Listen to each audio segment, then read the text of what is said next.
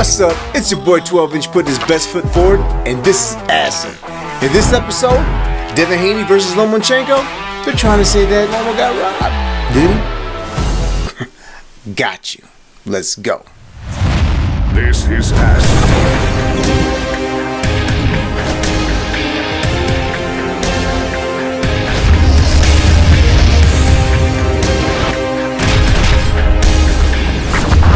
Best foot forward.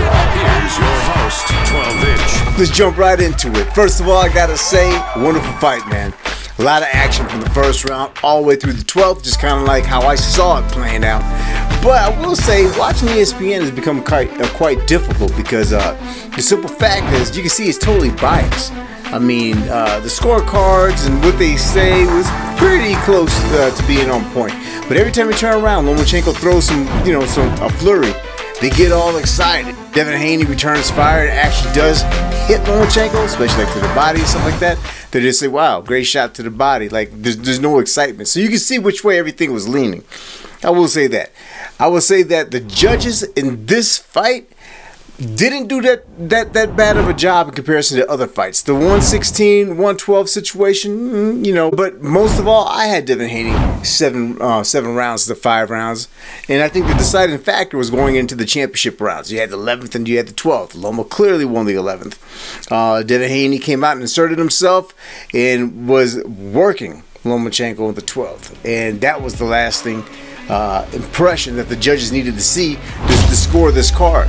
I think they got it right. It was a unanimous decision. Devin Haney won. I clearly think that it was a very close fight, and Devin Haney did edge it out. If he did lose that 12th round, I would say Loma would have won that fight. Lomachenko feels robbed. His father, manager, trainer, they feel robbed. Bob Arum was caught on stage during the press conference, prior to the press conference, where Lomachenko was walking up saying, you clearly won the fight.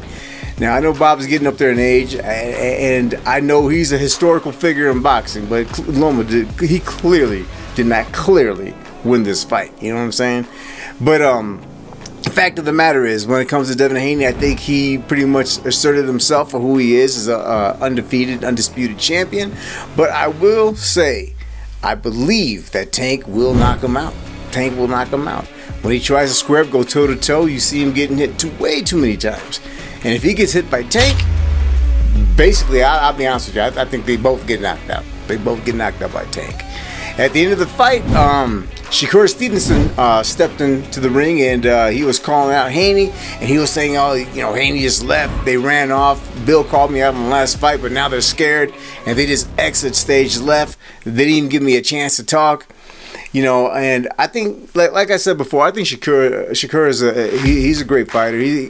Well, I can't say great yet, but he has all the tools to become something massively successful in this business, in the boxing ring, and to be a household name. He does have those tools. But at this particular point in time, Bob Arum feels like the next biggest fight that could happen for Haney would be Shakur, and I totally disagree. Everybody knows the next biggest fight is Tank.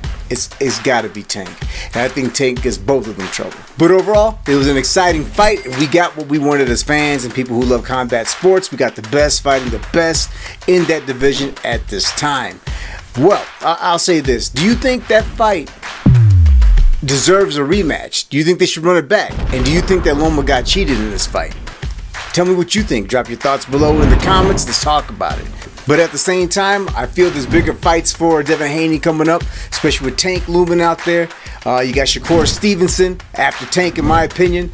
But who do you think that Devin Haney should fight next? Let me know. Let's talk about that as well. Right now, we got Teofimo Lopez.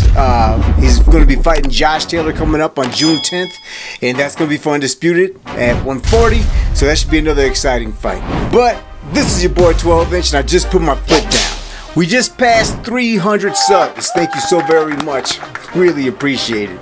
We're on our way to 400. You like our content? We got a lot more coming right at you. So please do, it's right down below. But next time we pull up in your YouTube feed, get your ass in.